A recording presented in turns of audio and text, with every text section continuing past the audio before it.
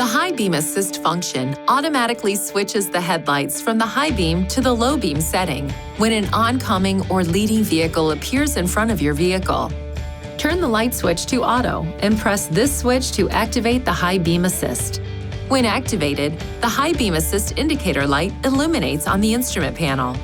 The system is activated at speeds above approximately 25 miles per hour when the headlight switch is in the auto position.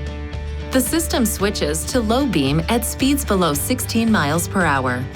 Push the switch again to deactivate the high beam assist. The indicator light turns off.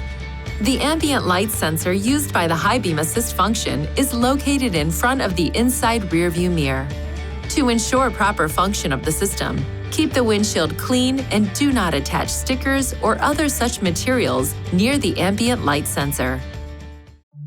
Please see your owner's manual for important safety information, system limitations, and additional operating and feature information.